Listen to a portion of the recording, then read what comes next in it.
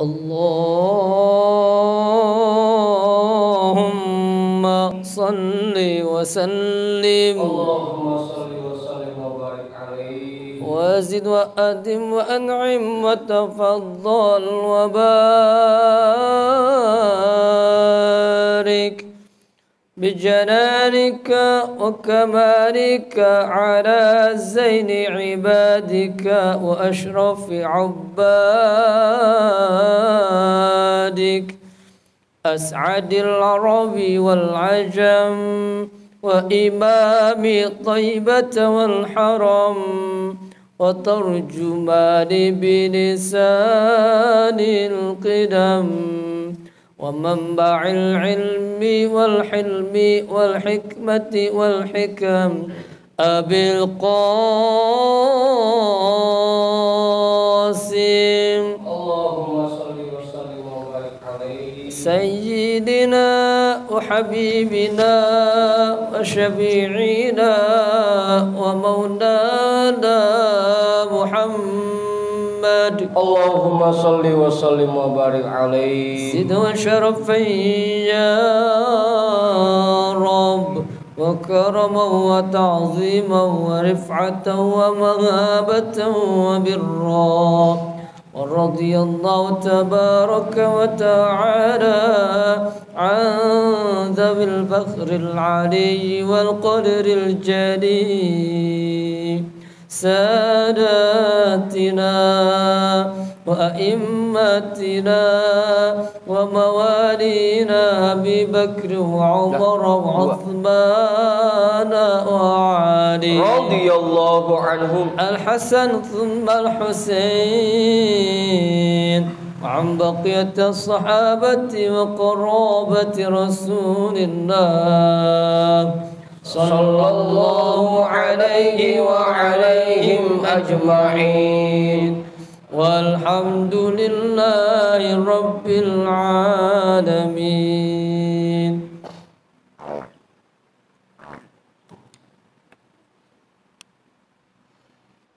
Bismillahirrahmanirrahim. Ila hadratin nabiyil mustafa rasulillah Muhammadin sallallahu alaihi wasallam wa alihi wa ashabihi wa azwajihi wa dhurriyyatihi wa ahli baitihi ajma'in.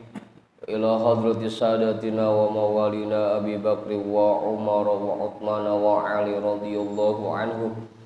Wa ila hadrati jami'il anbiya'i wal mursalin wal malaikatil muqarrabin wal karubiyyin wasyuhada'i wal awliya'i was salihin wal qurra'i wal mufassirin wal fuqaha'i wal muhaddithin wasairis sadatis sufiyatil muhaqqiqin wal arba'atil a'immatil mujtahidin wa muqallidihim fid din wal ulama'il 'amilin wa jami'i masyayikhina fid din khususan ila hadrati nabiyillah Khidir Balya bin Milkan alaihi salam hadrati sultanil awliya Qutbil A'zam Qutbil Alamin Sayyidi Syekh Abdul Qadir Al-Jilani qaddasallahu sirruh Sayyidi Syekh Bahauddin An-Naqsyabandi Al-Imam Ahmad Al-Ghazali Syekh Muhammad Nawawi bin Umar Al-Jawi Al-Habib Abdullah bin Alawi Al-Haddadi Sahibir Ratib Sayyidi Syekh Muhammad Samban Sayyidi Syekh Abil Qasim Junaidi Al-Baudadi Sayyidi Syekh Baruk Al-Karhi Sayyidi Syekh Sirri As-Saqati Sayyidi Syekh Abi Yazid Al-Bustami Syekh Ahmad Khatib Syambas Syekh Talhah Kalisab Syekh Abdullah Mubarak bin Nur Muhammad Syekhina Syekh Ahmad Sahibul Wafa Tajul Arifin wa ila hadrati Syekhina wa mursyidina Syekh Sahibul Futuh Qutbur Rabbani wa usulihim wa furu'ihim wa ahli silsilatihim wal akhidina anhum lahum al-Fatihah. A'udzu billahi minasy syaithanir rajim. Bismillahirrahmanirrahim. Alhamdulillahi rabbil alamin. Ar-Rahmanir Rahim. Maliki yaumiddin. Iyyaka na'budu wa iyyaka nasta'in. Ihdinas siratal mustaqim. Shiratal ladzina an'amta 'alaihim ghairil maghdubi 'alaihim waladdallin.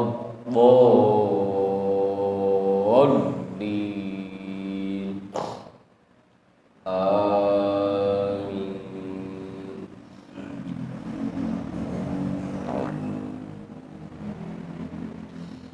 Wa ila hadrati syekhina wa maulana al-imam Ahmad bin Ali al-Buni, Syekh Ahmad Badawi, Syekh Ahmad Beldawi, Syekh Ibrahim ad-Dasuqi, Syekh Ahmad Kabir ar-Rifa'i, al-imam Abil Hasan Asyadili, Syekh Qurratul Ain, Syekh Syarif Hidayatillah, Bahku Sangkan, Syekh Datil Kahfi, Sunan Kalijogo, Sunan Kudus, Sunan Muria, Sunan Bonang, Sunan Derajat, Sunan Giri, Sunan Ampel, Syekh Maulana Malik Ibrahim, Syekh Jumadal Kubro, Mbah Khalil Bangkalan, Mbah Daman Huri Batu Ampar, Mbah Yusuf Kalianget, Mbah Ma'asum Lasem, Mbah Sambu Lasem, Mbah Hasim Asy'ari, Mbah Hamid Pasuruan, Mbah Hasan Langli, Mbah Hasan Munadi, Mbah Hasan Dipuro, Sultan Hasan bin Banten, Syekh Maulana Yusuf, Syekh Saleh bin Abdul Rahman Gunung Santri, Syekh Asnawi Caringin, Syekh Mansur bin Cikadun, Syekh Daud Gondang, Sunan Rahmat Suci, Syekh Abdul Muhi, Syekh Abdul Iman Eyang Borosmora, Raden Arya Wiratarudatar, Syekh Abdul Jabbar, Syekh Yarom, Syekh Bawa, Ateng Kasau, Ustadzina Raden Umar bin Haji Jahiri Abuya, Kiai Haji Ahmad Zayadi Muhajir, Guru Muhammad Thahir bin Ja'man, Guru Marzuqi bin Mirsad, Raden Arya Pekandangan, Raden Ibrahim, Raden Sa'id, Raden Jaya Kusuma. Wa ila hadrati jami'i awliya illah min masyariqil ardi ila magharibiha, wa ila hadrati jami'i sahibil karamah fi hadhil wilayah, wa khususan ila hadrati muallifi hadzal kitab, annallaha al-karima yu'li darajatihim fil jannah wa yu'idu alaina min barakatihim wa asrarihim wa anwarihim wa ulumihim fid dini wad dunya wal akhirah. Al-Fatihah. A'udzu billahi minasy syaithanir rajim. Bismillahirrahmanirrahim. Alhamdulillahi rabbil alamin. Ar-Rahmanir-Rahim. Maliki yaumiddin. Iyyaka na'budu wa iyyaka nasta'in. Ihdinas siratal mustaqim. Shiratal ladzina an'amta 'alaihim ghairil maghdubi 'alaihim waladdallin.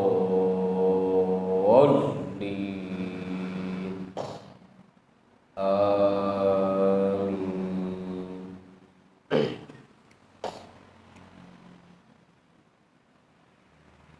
Wa ila arwahi abaina wa ummahatina wa ajdadina wa jaddatina wa jami'i qurabatina wa jami'i masyaikhina wa man lahu haqqun alaina wa man ahsana ilaina wa jami'il muslimina wal muslimat wal mu'minina wal mu'minat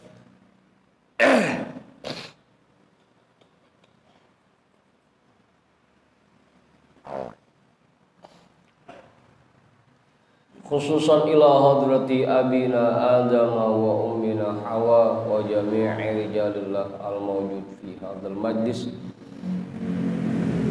wa biniyati syifa wa sihah wa salamah wal afiyah wal barakah wa jalbir rizqi wa daf'il bala lana wa li ahlina wa li qurabatina wa li jama'atina wa li jami'il muslimina wal muslimat wal mu'minina wal mu'minat bijahi nabiyina Muhammadin sallallahu alaihi wasallam wa bijahi ummil Qur'an. Al-Fatihah.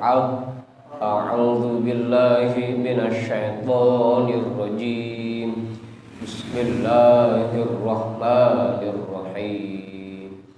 Alhamdulillahi Rabbil Alamin Ar-Rahmanir Rahim Maliki Yaumiddin Iyyaka na'budu wa iyyaka nasta'in Ihdinas siratal mustaqim Siratal ladzina an'amta 'alaihim ghairil maghdubi 'alaihim waladdallin.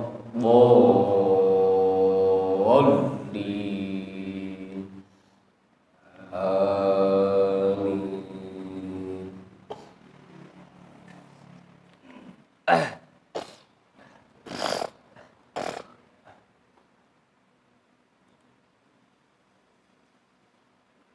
Jadi bacaan kita malam hari ini kitab Minhajul Abidin yang pakai PDF nomornya 157, yang pakai cetakan kitab nomornya berapa? Hah? 37. Lah, ada Bang Norman. Kapan nyampenya Bang Norman? Udah siap. Getap amat.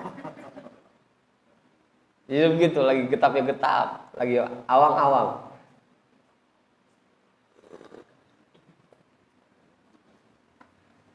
Bang Denny mana Bang Denny? Bang Norman sehat? Lah, kagak tahu bagaimana CS-nya.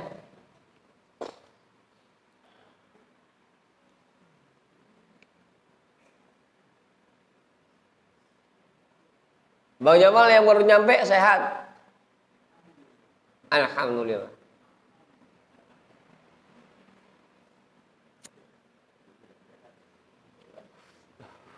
Apaan kau?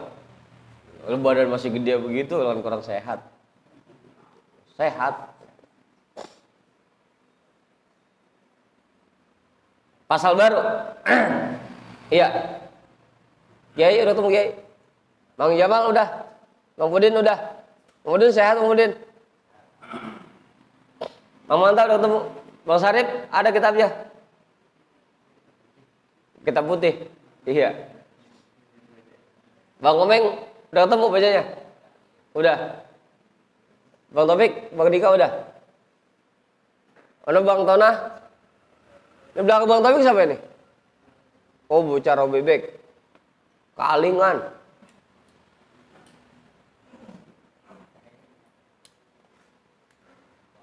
Ibu-ibu belakang udah ketemu. Lampung Pio nggak ikut Bang Ipul? Ikut. Kali ngambek kalau mau ngaji-ngaji lagi.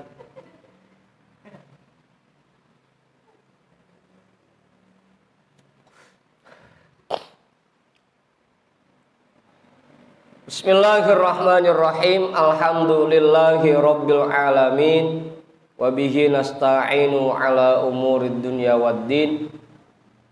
Wassalatu wassalamu ala asyrafil anbiya'i wal mursalin Sayyidina wa habibina wa syafi'ina wa maulana Muhammadin wa ala alihi wa ashabihi ajma'in, amma ba'du.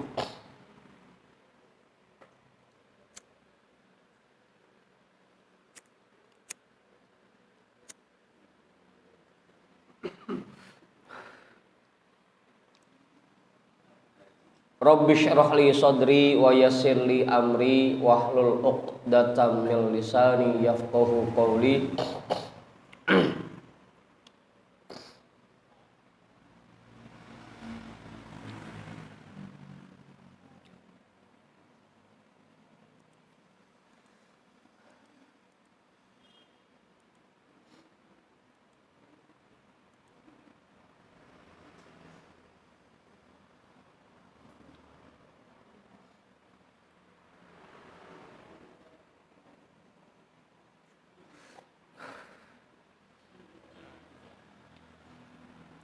Qala al-imamul muallifu rahimahullahu ta'ala wa adaman naf'a bihi wa bi'ulumihi wa bikum fid dharaini amin. Al-faslul khamisu al-batnu wa hibzuhu. Pasal yang kelima membahas tentang perut dan pentingnya menjaga perut. Popio tahu gak? Jangan sampai kempes.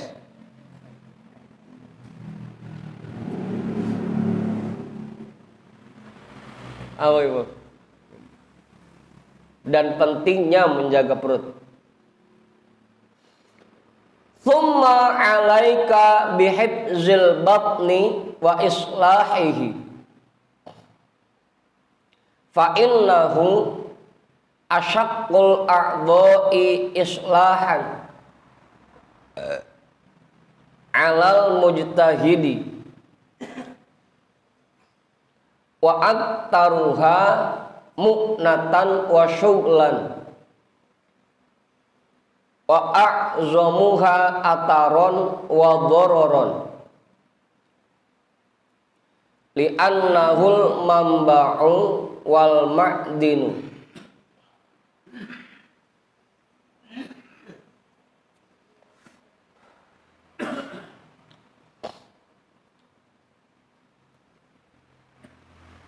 Wa minhu tahijul umuru fil a'dha'i min quwwatin wa du'fin wa iffatin wa jimahin.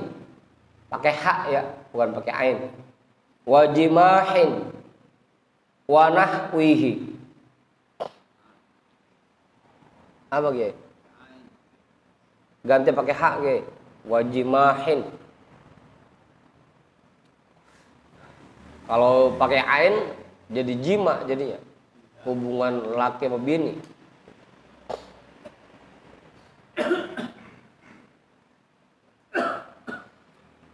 Tumma 'alaika bihifzil batni wa islahihi. Kemudian kewajiban atasmu untuk menjaga perut dan memperbaiki hal-hal yang masuk ke dalamnya.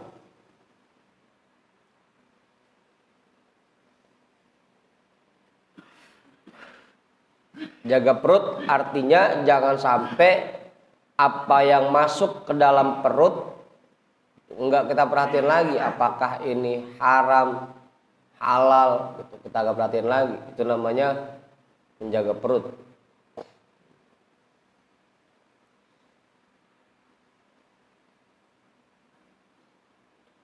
Fa innahu asyaqqul a'dha'i islahan 'alal mujtahidi. Karena menjaga perut itu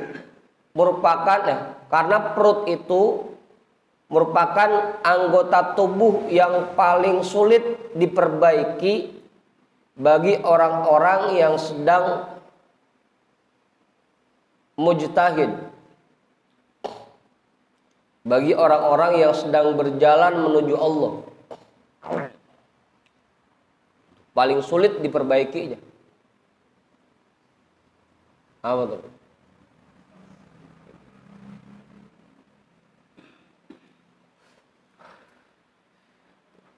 Menjaga apa yang masuk ke dalam perut kita itu hal yang paling sulit. Kadang kita kagak mikir-mikir lagi kan, kurang teliti. Yang penting makan, mau itu haram, mau itu halal, udah yang penting kenyang. Apa ngomong? Ya? Iya, makanya paling sulit buat orang yang sedang berjalan menuju Allah itu menjaga perutnya.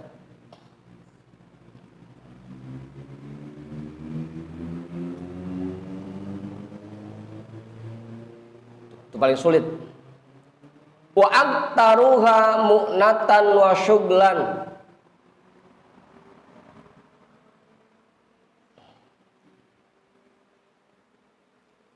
Wa aktaruha mu'natan wa syughlan. Dan yang paling banyak kesulitannya dan kesibukannya Makanya jarang Buya ngasih kita amalan yang ada puasanya. Karena tahu kita mau puasa juga belum tentu kuat.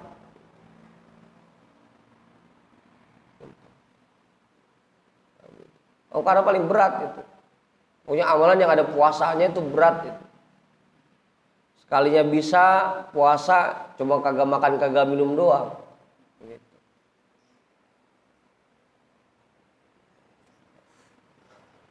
Paling berat. Apa? Kesulitannya dan kesibukannya paling banyak di perut.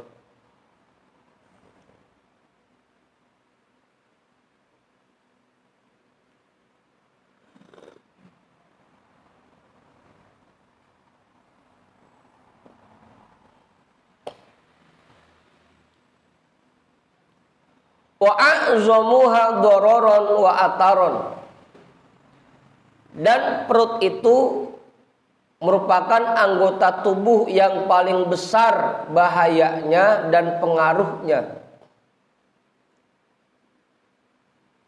Li'annahul mamba'u wal ma'dinu, karena perut itu merupakan sumber dan tempat lahirnya hal-hal yang membahayakan.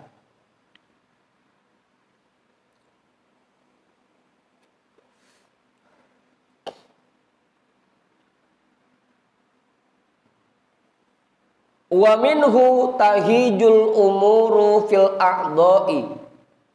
Dan dari perut juga semua perbuatan yang muncul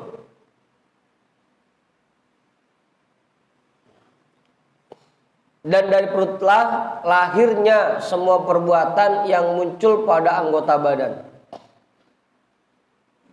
Udah tuh. Orang biasanya kalau habis makan buat kerja enak, tapi kalau udah kagak makan lemes, nggak mau ngapa-ngapain, awal.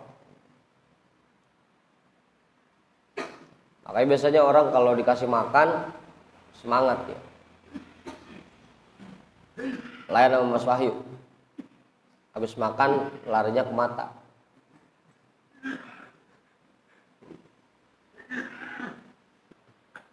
Harusnya kalau habis makan tenaganya menambah Mas Ayu, bukan malah lemes. Habis makan ngantuk.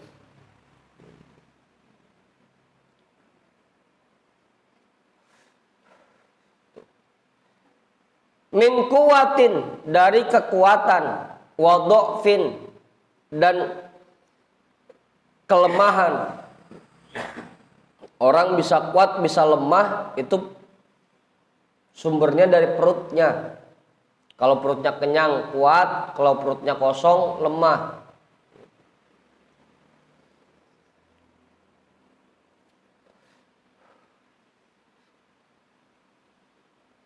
Paling Bang Adi doang yang nggak kelihatan. Ini perutnya penuh apa kosong nggak kelihatan. Penuh ya segitu, kosong ya segitu. Wa iffatin wa jimahin. Dan seseorang bisa menjaga diri dari yang haram, dan binalnya seseorang itu dari perut sumbernya. Iffah itu artinya bisa menjaga diri.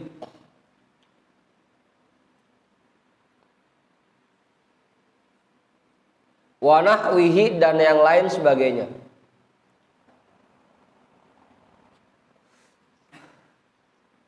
Jimahin itu bahasa katanya binal. Binal itu apa yang diterabas? Apa Ustaz? Liar. Kalau iffah bisa jaga diri, nah jimahin itu lawanannya.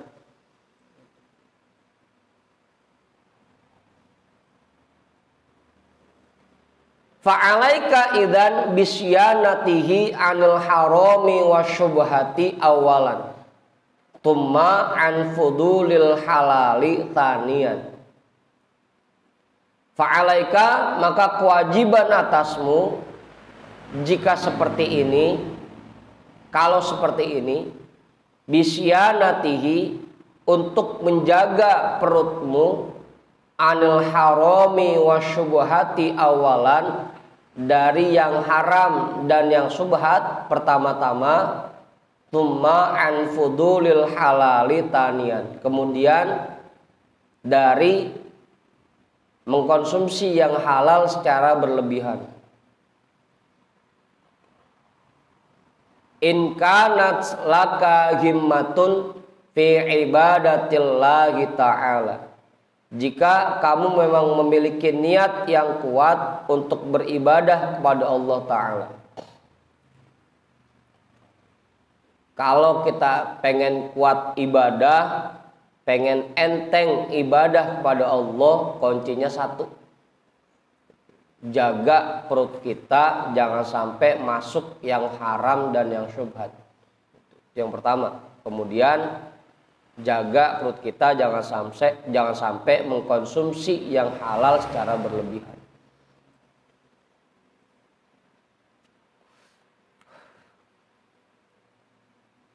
Apa?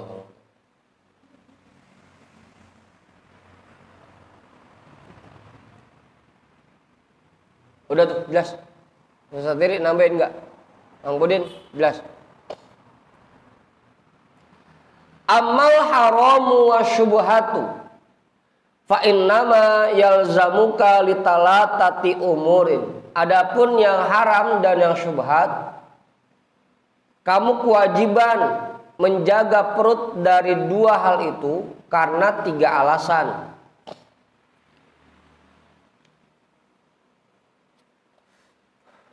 Kenapa kita harus menjaga perut kita dari yang haram dan yang syubhat? Alasannya tiga. Awaluha, yang pertama, hadron min nari jahannam, untuk menghindar, menjauhkan diri dari api neraka jahanam. Qala Allahu subhanahu wa ta'ala, innal ladina ya'kuluna amwalal yatama zulman innama ya'kuluna fi butunihim naro wa sayaslawna sa'iro. Allah subhanahu wa ta'ala berfirman, sesungguhnya orang-orang yang mengambil harta anak yatim secara zolim, sesungguhnya mereka sedang memasukkan api ke dalam perut mereka. Wasayaslauna sa'iro, dan nanti mereka akan merasakan sengatan api neraka sa'ir.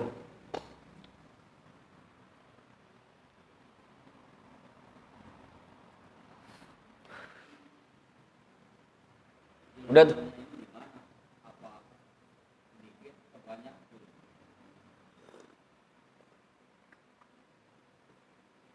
Dikit atau banyak? Misalkan kita ngurusin anak yatim yang kaya, dia punya harta warisan dari almarhum babanya. Karena dia anak yatim masih kecil, belum bisa ngelola, itu hartanya kita yang ngelola. Tahu-tahu itu bocah kita bagi cuma 20% dari hasil harta yang kita kelola, itu zolim namanya. Kalau kita ambil cuma sekedar secukupnya, misalkan anak yatimnya nerima 75, kita 25, itu masih enggak zolim namanya.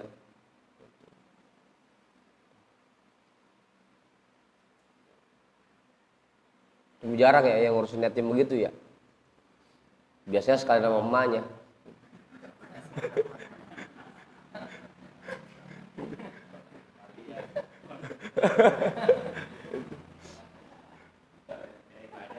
Apa loh?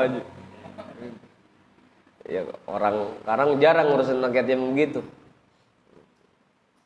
Kalau kayak di panti asuhan emang itu yatim kagak diurusin bapaknya, mamanya, datang juga nggak punya harta, kemudian ada yang nyantunin, itu nggak jadi masalah. Ini mah yatim, dia punya harta warisan dari bapaknya, kita kelola, kemudian hasilnya kita ambil sendiri, nggak ada yang kita simpen buat nanti bekal anak yatim kalau udah gede. Itu namanya zolim. Nggak ada yang begini sekarang mah, yatim yang kaya. Apa itu?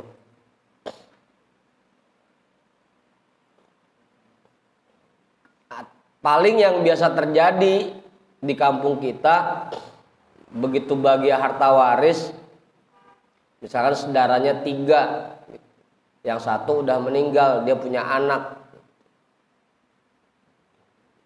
warisnya cuma dibagi buat yang masih hidup doang, yang meninggal nggak dikebagian tuh, anaknya sampai nggak kebagian, katanya cucu mah terhalang kalau ada anak gitu. Paling yang banyak begitu tuh. Itu zalim juga namanya. Harusnya kan dia anak yatim, anaknya yatim karena orang tuanya meninggal. Harusnya kita kasih yang lebih banyak bagiannya. Apa Ustaz? Yang banyak di kampung kita begitu ya? Apakah kagak di kampung kita, Pak? Kagak ada yang dibagi habisnya.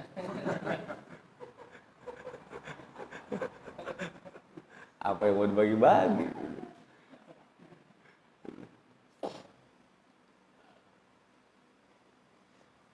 Orang-orang yang makan harta anak yatim secara zalim, atau bisa jadi juga saudara berempat, mentang-mentang dia tuaan, dia ngambil paling banyak, adik-adiknya udah dibagi asal arang secuil-secuil. Itu juga termasuk memakan harta anak yatim secara zalim. Mentang-mentang paling tua.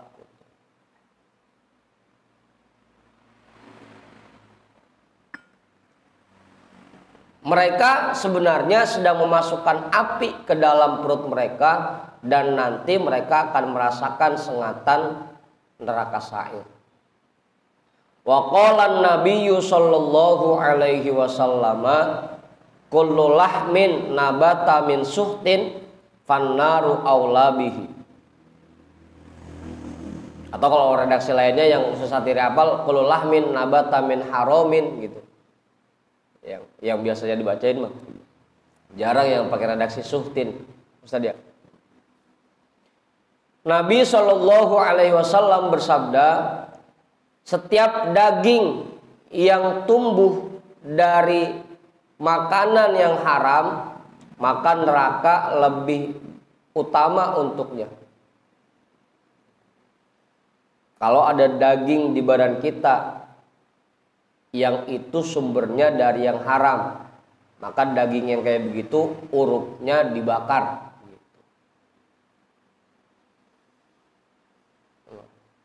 Tinggal direken dah kira-kira badan kita ini banyakkan yang dari haramnya apa yang dari halalnya. Kalau ada daging yang tumbuh di badan kita sumbernya dari yang haram, dia lebih urupnya buat dibakar.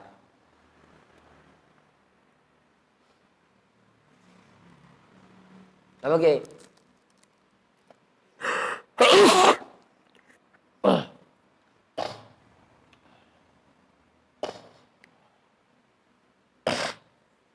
Udah jelas itu. Itu pertama, kenapa kita harus menjaga perut kita dari yang haram dan yang syubhat. Karena kalau kita makan yang haram sama aja kita lagi masukin api ke dalam perut kita.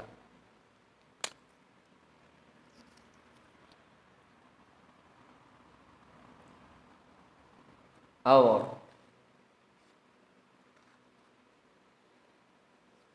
Udah tuh.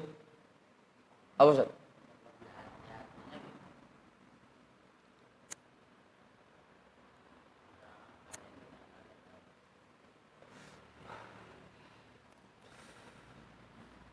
Ya kalau selama kita nggak tahu, kayak boleh dibagi gitu. Kalau selama kita nggak tahu aslinya sumbernya, nggak jadi masalah. Kayak orang misalkan beli nasi dari duit yang dia dapat hasil kerja dia, udah itu mah yakin aja bahwa itu halal karena boleh kerja duitnya. Kecuali kalau emang kerjanya dia nggak pernah masuk tapi gajinya diambilin, itu baru udah jelas itu mah kerjanya kagak tapi gaji mau masih menerima aja. Hah? Bos. Gitu. Iya, kayak guru asal datang ke sekolahan, muridnya suruh nyatet, dianya keluar main catur, kopi, itu termasuk tuh. Gaji mah diambil tapi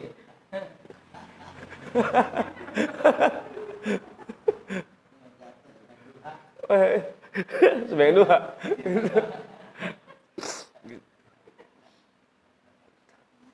Selama dia dapatkan duitnya itu dari hasil kerja, yakin dah halal itu mah. Kalaupun ada salah-salah dikit ya khilaf gitu. Gitu Ustaz. Yang penting saatnya masuk kita masuk, saatnya libur libur. Jangan saatnya masuk kita libur gitu. Oh, buat yang kerja ini mah.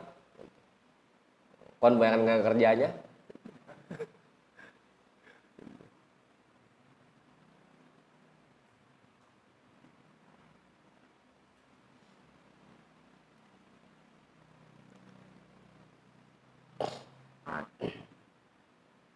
Terus selama kita nggak tahu aslinya, kecuali udah kita jelas dah emang ini sumbernya dari yang haram, baru dah jangan sampai.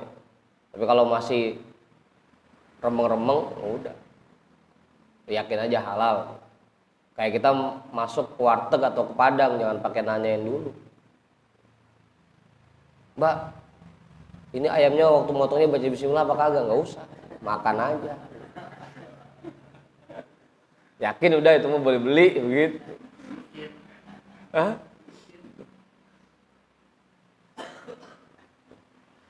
Beli ya silakan Pak, kagak ya udah numeran gitu. Paling kata begitu doang.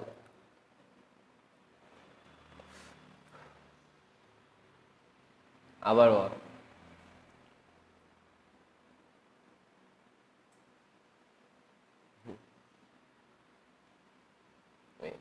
Udah. Yang penting kita betul-betul nggak tahu bahwa itu sumbernya dari yang haram.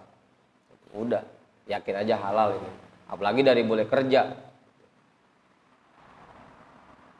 Yakin aja udah halal. Yang paling yakin halalnya yang boleh dibagi, udah tuh halal. Nah kalau pengen makan yang halal gampang Bang Sarip. Tiap hari kita main aja ke rumah temen. Tuh halal udah. Ntar di rumah ini makan, besok sono makan lagi gitu. Udah. Kalau pengen makan halal tiap hari, udah tiap hari keliling kita main mulu. Dengan temen ngaji ada 30 lebih nih, atur dah hari ini tanggal sekian ke rumah anu gitu. Bikin jadwalnya. Biar tiap hari makan halal terus jadinya. Apa? Apa Ibu? Tawa Bang Ibu. Emang begitu. Makanya santri buat ibadah enteng, santri yang beneran ini mah. Belajar enteng, ngapal gampang. Penyebabnya apa? Karena dia makan yang halal. Gitu. Udah nyenggak kemana-mana. Badannya, matanya terjaga dari maksiat, tangannya terjaga dari maksiat. Perutnya juga yang masuk halal doang. Karena udah disiapin sama pesantrennya. Makanya buat ngapain enteng, buat ibadah enteng. Ya kita begitu udah. Besok atur jadwal warung. Bikin list. Tanggal 1 ini gitu dan rumahnya Bang Ipul. Satu rumah. Sampai ada hadisnya kan itu, orang yang membiasakan dirinya makan yang halal selama 40 hari, maka akan muncul mata air hikmah dari hati.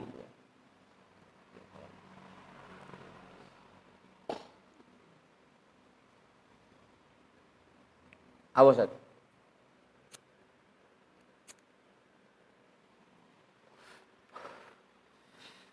Makanya sempat waktu itu anaknya Imam Hambali bingung melihat Imam Syafi'i. Katanya Imam Syafi'i orang hebat, ulama besar, tapi kok diliatin makannya gembul. Yang kedua, kalau malam kagak pernah sholat malam, tidur mulu. Mantap. Anaknya Imam Hambali bingung. Jawab Imam Syafi'i begitu. Saya kenapa kalau lagi main ke rumah Imam Hambali makannya banyak? Karena saya yakin makanan yang ada di rumah Imam Hambali mah halal. Dan makanan halal itu jadi obat buat badan saya. Makanya saya banyakin makannya. Yang halal. Mau tadi tuh dikasih tupat, mana padat-padat banget kan, udah gede-gede gitu, makan yang banyak. Udah ya gede, padat lagi, makan yang banyak. Halal itu. Kalau makanan yang halal tuh obat.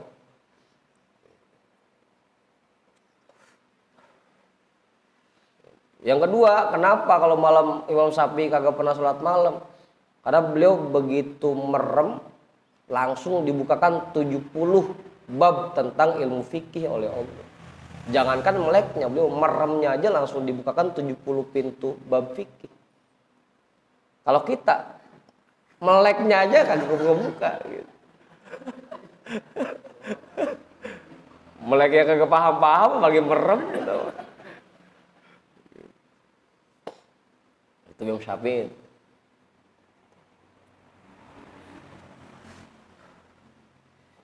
Yang ketiga, anaknya Imam Hambali bingungnya kok Imam Syafi'i kalau subuh sholat kagak pakai wudhu lagi. Jawaban Imam Syafi'i satu, karena saya cuma merem doang, hati saya nggak tidur. Makanya begitu bangun saya langsung sholat dengan wudhu, sholat isya. Kalau pengen ngiler mah kagak Ustaz, wudhu lagi itu. Ya Imam Syafi'i mau orang pas begitu merem langsung ngaji fikih sama Allah langsung 70 bab fikih, hatinya nggak pulas. Makanya begitu bangun sholat subuh langsung aja nggak pakai wudhu lagi. Jangan pakai dulu Bang Dika ntar dipakai lagi.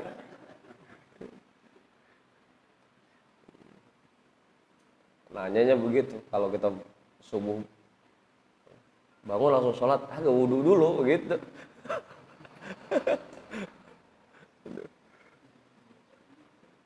Udah gitu. Apa Gay? Banyak anak Gay. kalau anak murid ini datang mengambil ijazahnya, lalu dia mau ngasih uang sebanyak 500.000. Ini termasuk halal? Lah ambil Gay, dikasih mah halal itu mah. Oh gitu. Halal. Jangan ke 500 sejuta ada sini saya terima.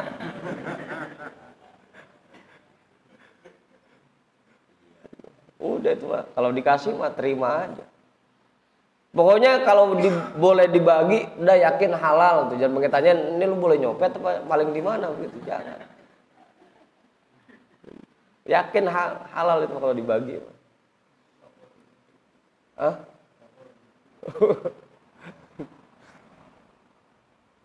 Begitu guys. Jangan pakai tanyain. Ini buat apaan? Udah terima aja.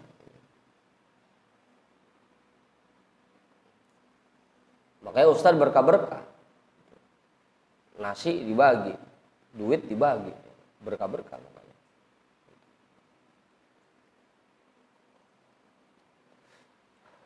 Apa Andi?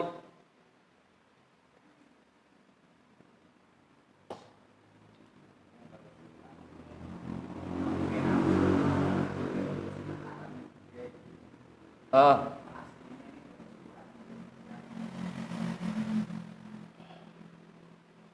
Ya tadi itu Bang Pudin, kayak guru dibilang gajinya boleh dia kerja, tapi romannya asal datang ke sekolahan ngopi mulu, jarang di kelas. Dibilang kagak ngajarin bocah, tapi emang hadir mulu ke sekolahan. Itu subhat namanya tuh. Kali kalau haram banget maka gak ada subhat itu. Ya kalau dulu kan contohnya kayak kita nemu duren di bawah pohon rambutan, itu kan contoh subhat tuh.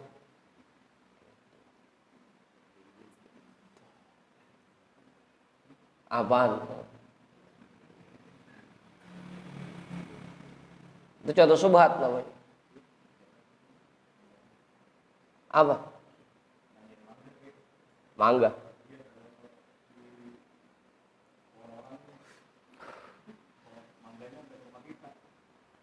Itu lain lagi.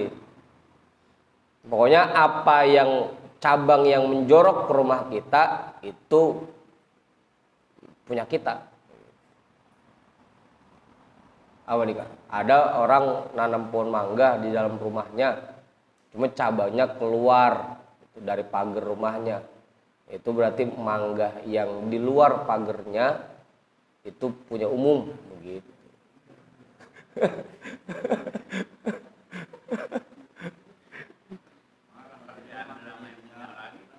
Lah punya umum aja siapa aja boleh punya umum mah. Lah dia juga yang ngambil nggak jadi masalah. Punya umum. Tahu Ustaz?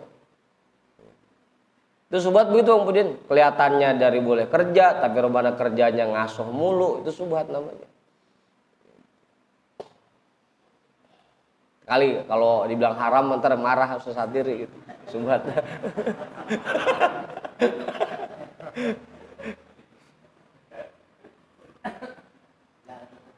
Jangan tegesin makanya.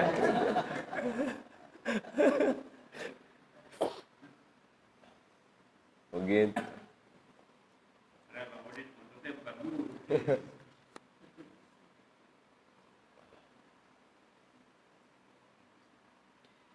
Iya kan, kayak tadi contohnya misalkan nemu durian di pohon rambutan, ini nggak ada yang punya nih pasti gitu. Cuman nggak bakal ada duren yang nyampe dewek ke pohon rambutan, pasti ada yang bawa gitu. Apa tukang buah lagi ngasoh durennya jatuh kan gitu.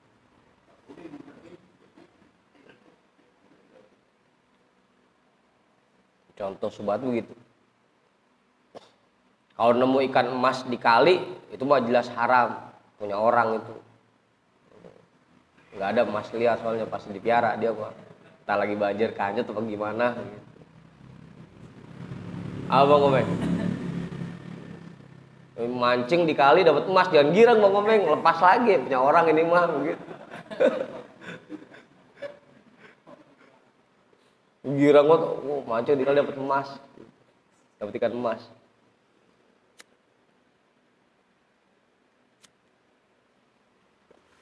Begitu Bang Pudin, itu subhat namanya.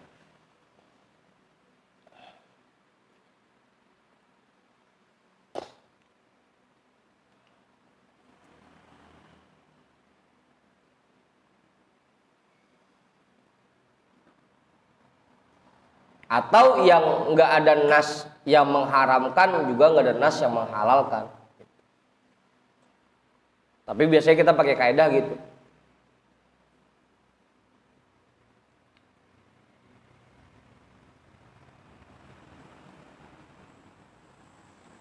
Al aslu qoblan nasi al halalu, biasanya pakai kaidah fikihnya itu.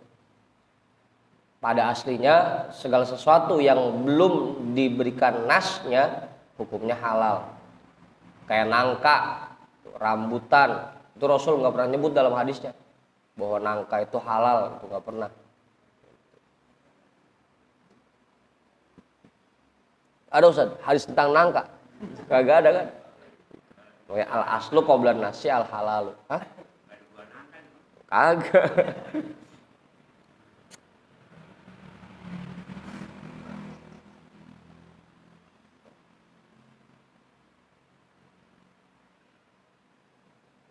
Watani, alasan yang kedua, kenapa kita harus menjaga diri kita dari yang haram dan yang syubhat.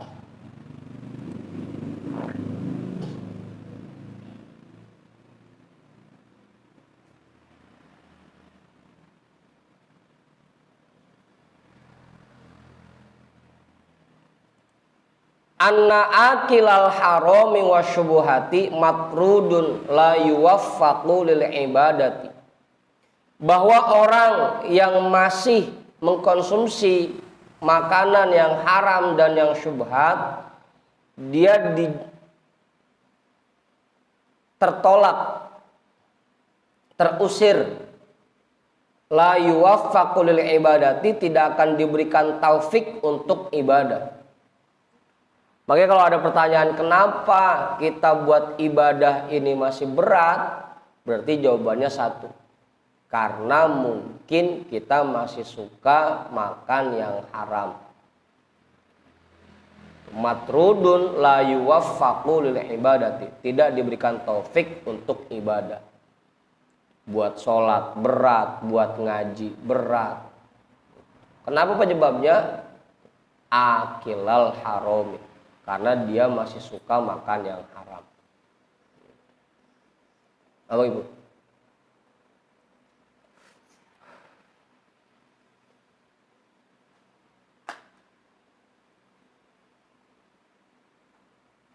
Ya tinggal kita periksa aja masing-masing diri kita.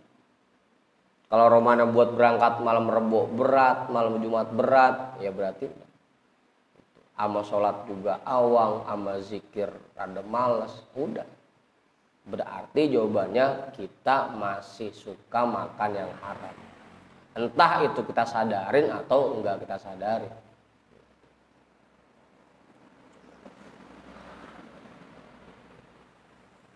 Oh, mantap. Hah? Nggak punya duit. Nemu duit di jalanan.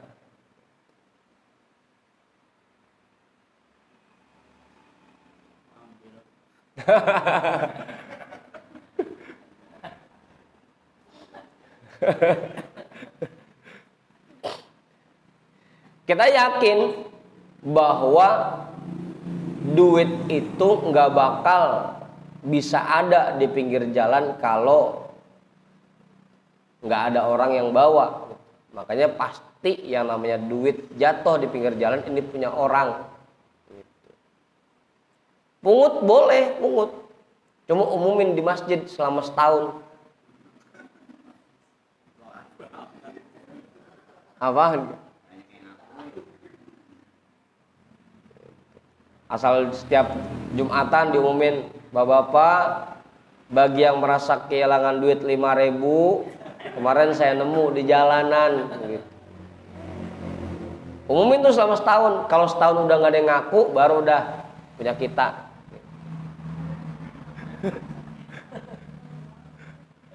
Oh Ibu. Itu tugasnya tuh kalau nemu sesuatu di jalanan. Kalau dipungut. Makanya udah jangan dipungut, udah mendingan. Jadi berat tugas kita kalau kita pungut.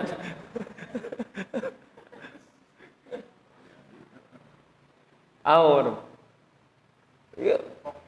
Hah? Apalagi segepok. Goceng aja kalau diumumin lagi segepok. Kalau dipungut sayang ya.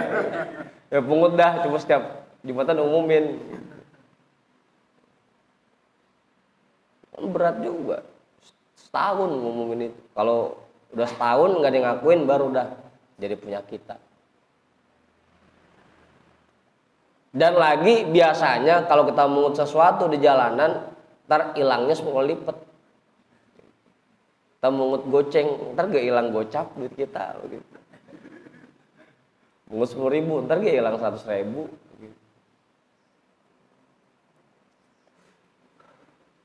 Bukannya halal tuh mantap kalau nemu duit di jalanan, malah haram.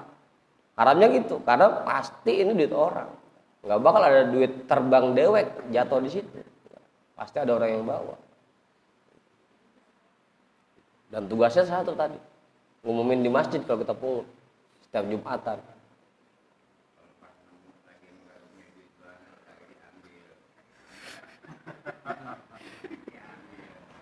Pantes berangkat dari rumah mau nyari duit mah.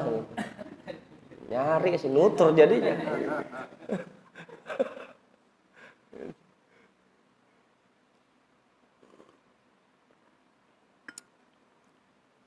Tetap aja mah Haji.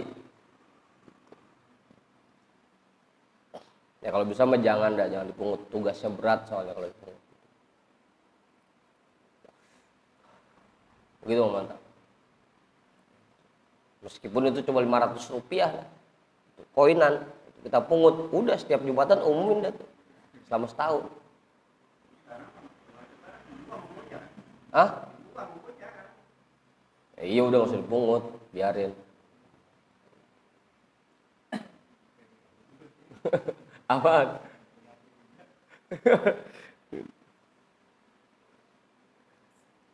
Pokoknya orang yang masih suka makan yang haram, maka dia akan berat untuk ibadah. Karena tadi itu matrudun, terusir.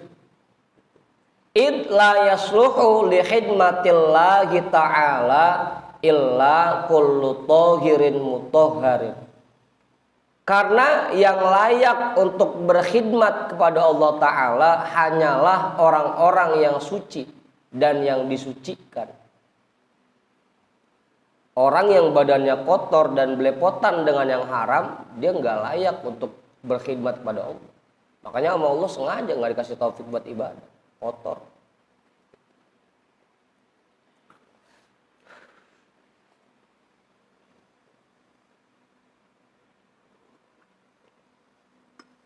Tinggal kita pikirin, kira-kira kita sama ibadah masih rajin apa rada berat? Kalau rada berat, jangan-jangan kita masih suka mengonsumsi yang haram. Qultu ana, aku menambahkan, alaysallahu ta'ala qad mana'al junuba minad dukhuli ila baitihi wal muhdita an massi kitabihi. Bukankah Allah Subhanahu wa ta'ala melarang orang yang junub untuk masuk ke dalam masjidnya, ke dalam rumahnya, dan orang yang berhadas dilarang menyentuh kitab sucinya. Qala azza min qail wala junuban illa abiri sabilin hatta taghtasil. Allah azza wa jalla berfirman, dan tidak boleh juga orang yang junub masuk ke dalam masjid kecuali hanya sekedar lewat. Hatta tagtasilu, sehingga dia mandi, sehingga kalian mandi, sehingga mereka mandi. Wa qala ta'ala la yamassuhu illal mutahharun, dan Allah Subhanahu wa ta'ala berfirman, tidak boleh menyentuhnya kecuali orang-orang yang suci. Ma'annal janabata wal hadata amrun mubahun, padahal junub dan berhadas itu merupakan sesuatu yang mubah. Nah, orang mau hubungan sama bininya junub, ya boleh-boleh aja silahkan. Tapi itu pun sama Allah nggak boleh masuk masjid. Apalagi yang badannya belepotan sama yang haram. Sama yang mubah aja nggak boleh masuk masjid, apalagi yang haram. Makanya dibikin berat buat ibadah. Jangan sampai dia mengerjakan ibadah badannya dalam kondisi kotor. Amin.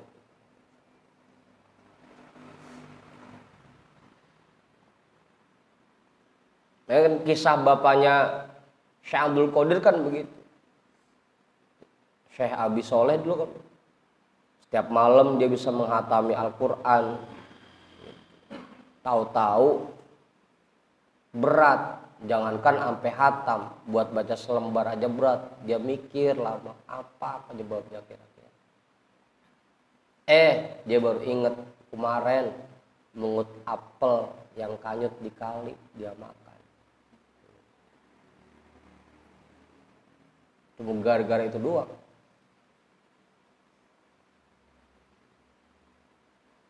Sampai dia susurin kan tuh kali, nyari cabang pohon apel yang joroknya ke kali. Mana ini pohon apel? Apa mau nikah? Boro-boro kita mau bugono.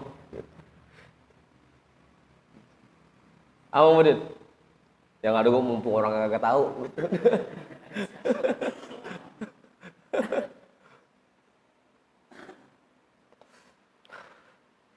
Segitu aja sampai langsung berat buat ibadah.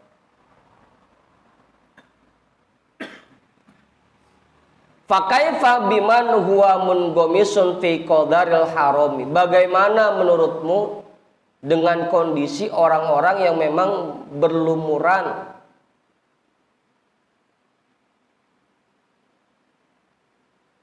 belepotan dengan kotornya barang yang haram? Pasti berat. Nah, kalau ada teman-teman kita yang romanya buat diajak ngajinya berat, udah bisa jadi karena terlalu banyak mengkonsumsi yang haram, jadi berat diajak ngaji, berat ibadah, berat sholat, berat.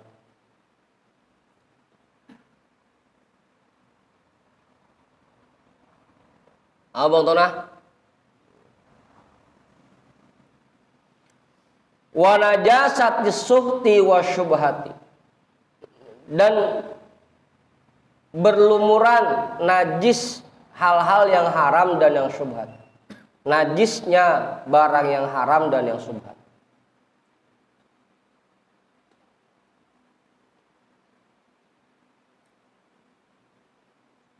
Mata yud'a ila khidmatillahil azizi wa dzikrihi syarifi subhanahu. Sampai kapan dia akan diundang untuk berkhidmat kepada Allah yang maha mulia dan diizinkan untuk berzikir kepadanya yang maha mulia. Orang yang badannya masih berlumuran dengan najisnya haram, dengan barang yang haram, dia nggak akan diundang oleh Allah untuk berkhidmat dan berzikir kepada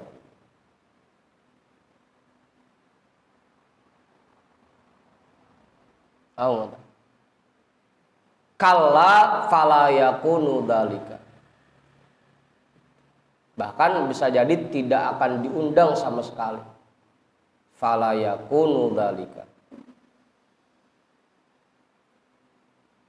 Maka itu semua tidak akan terjadi.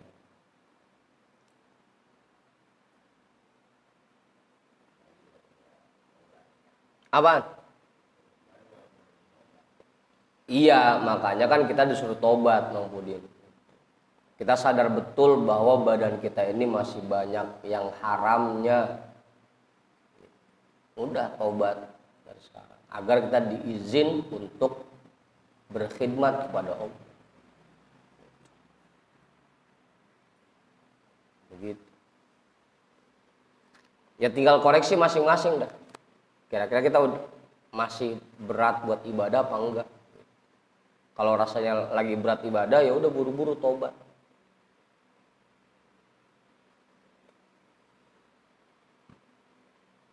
Wa qala Yahya bin Mu'adzin Ar-Razi, at-ta'atu makhzunatun fi khazainillahi.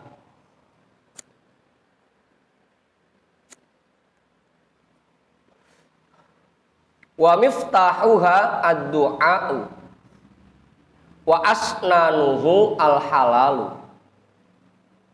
Fa idza lam yakun lil miftahi asnanun fala yanfatihul babu. Wa idza lam yanfatih babul khazanati kaifa yasilu ila ma fiha minat ta'ati. Imam Yahya bin Mu'adz Ar-Razi berkata, taat itu disimpan di dalam gudang di antara gudang-gudangnya Allah. Wa miftahuha ad-du'a'u. Kunci gudang itu doa. Dengan kita mohon kepada Allah agar kita diberikan kekuatan untuk berbuat taat, itu kuncinya. Wa asnanuhu al-halalu. Yang namanya kunci itu pasti ada geriginya. Dan geriginya kunci itu halal. barang yang halal. Biar doa kita itu sebagai kunci bisa kita pakai buat buka pintu, harus ada geriginya begitu. Kunci kalau udah lempeng aja kagak ada geriginya gitu. Kagak bisa buat buka dia. Apa Ustaz?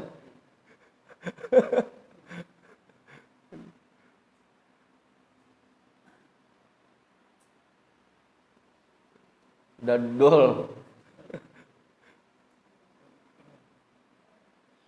Fa idza lam yakun lil miftahi asnanun, kalau kuncinya udah enggak ada geriginya, fala yanfatihul babu, maka pintu itu tidak akan terbuka. Biar kita minta, ayo kita baca Fatihah, mudah-mudahan kita diberikan kekuatan untuk berbuat taat. Kalau geriginya enggak ada, ya enggak bakal bisa. Geriginya dulu, yaitu al halal, barang-barang yang halal. Itu gerigi. Apa? Kemudian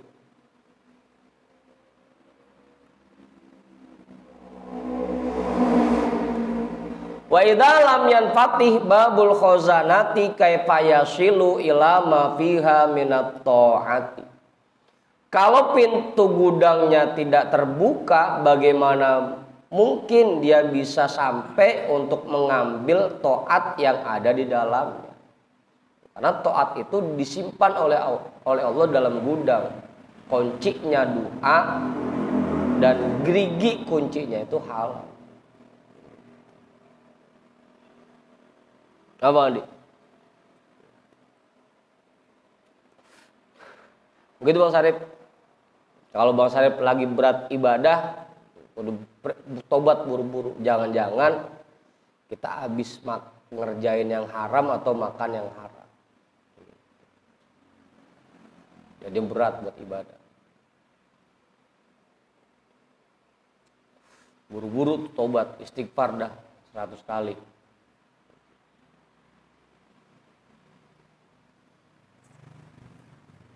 Ya misalkan Bang Dika lagi rajin ngaji nih, toto males bawaannya. Jangan-jangan habis kerjain yang haram atau habis makan yang haram. Apa Mar?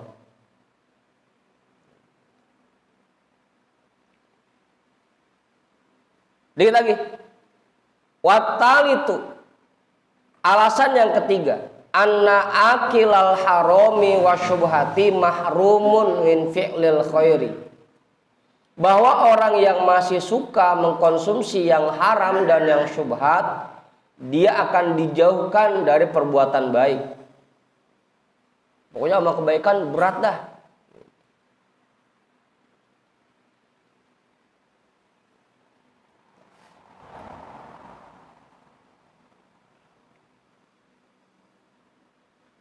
Diajak jadi orang benernya susah. Dijauhkan dari perbuatan baik. Apa Bang itu? Wa in ittafaqa lahu fi'lu khairin fahuwa mardudun alaihi ghairu maqbulin minhu. Kalaupun dia mampu melakukan perbuatan baiknya itu ditolak, tidak diterima oleh Allah. Ya karena tadi yang layak berkhidmat kepada Allah hanya orang yang badannya suci. Kalaupun dia berbuat baik, mardudun alaihi. Iya, sio-sio jadi.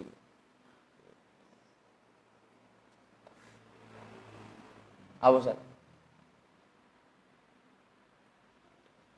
Fa'idzan la yakunu lahu min dalika illal ana'u wal kaddu wa syughlul waqti. Kalau sudah seperti ini, yang ada baginya hanyalah lelah dan capek serta terbuang waktunya dengan sia-sia.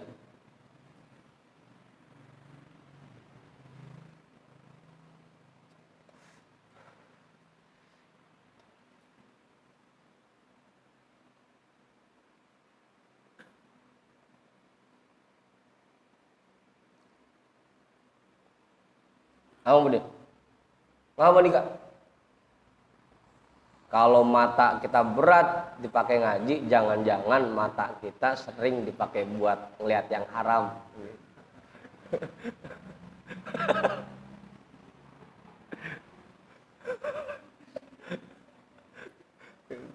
Ya asal main ngaji aja rumahnya ngantuk mulu ngantuk. Jangan-jangan mata kita kebanyakan dipakai buat yang haram. Oh mata.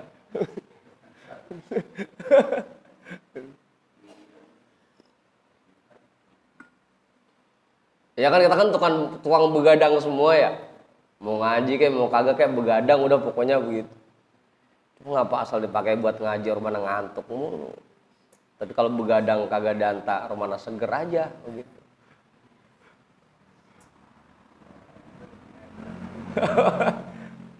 Begadangnya sama padahal. Qala Nabi sallallahu alaihi wasallam kam min qaimin laisa lahu min qiyamihi illa sahar wa kam min shaimin laisa lahu min siyamihi illal ju' waz zama. Atau dalam redaksi lain wal atash. Nabi sallallahu alaihi wasallam bersabda, berapa banyak orang yang begadang malam qiyamul lail yang dia dapat dari qiyamul lailnya cuma ngantuk-ngantuk gara-gara begadang. Nilainya nggak ada. Berapa banyak orang yang begitu. Dan tidak sedikit orang yang puasa dan yang dia dapat dari puasanya cuma lapar dan haus. Nggak ada nilainya. Kan tadi tuh karena badannya masih berlumuran dengan yang haram. Makanya duluan saya waktu ngaji ibu-ibu saya bilang tuh, yang puasa sunnah silahkan puasa sunnah, yang kagak puasa ya silahkan, nggak masalah juga, namanya sunnah. Cuma jangan sampai yang puasa ngata-ngatain yang kagak puasa. Gimana sih kagak puasa? Jangan sampai puasa mau puasa tapi yang dia dapat dari puasanya cuma lapar dan haus. Habis ngatain orang. Itu waktu baca hadis atau syakir,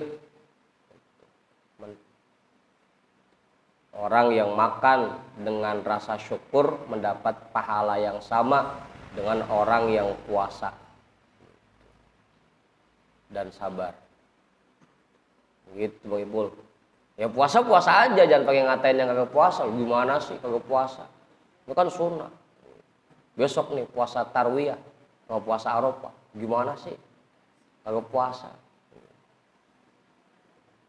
Ustadz doang kagak puasa.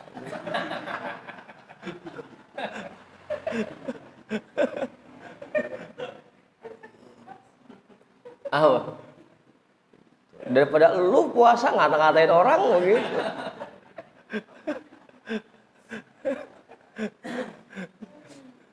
Jangan saja jawabin sama bener ya kita.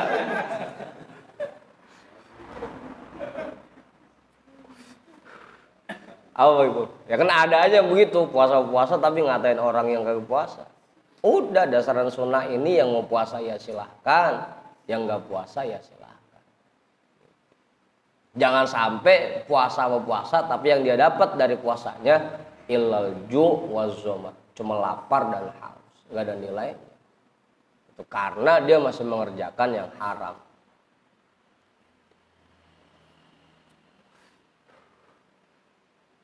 Apa? Orok. Begitu orok.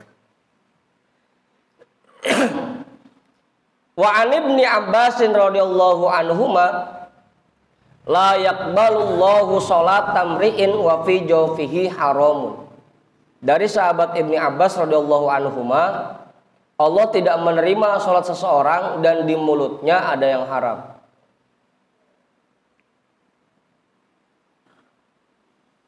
Ya kagak bakal diterima maksud dia. Ya lo sholat sambil makan.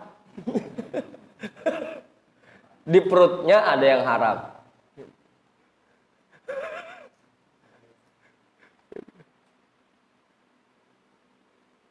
Makanya kita habis sholat istighfar, atau sebelum sholat istighfar dulu. Barangkali masih ada yang haram di badan kita mohon ampunan agar sholatnya kita kerjakan diterima. Haji. Fahadihi hadihi, maka seperti inilah penjelasannya. Itu 3 alasan kenapa kita harus menjaga diri dari yang haram. Yang pertama untuk menjauhkan diri dari api neraka. Yang kedua karena orang yang suka makan haram itu tidak akan diberikan taufik untuk ibadah. Yang ketiga karena orang yang makan haram masih suka makan yang haram akan dijauhkan dari perbuatan baik. Dah. Jam 2 situ dulu dah. Wallahu a'lam bishawab walhamdulillahirabbil alamin.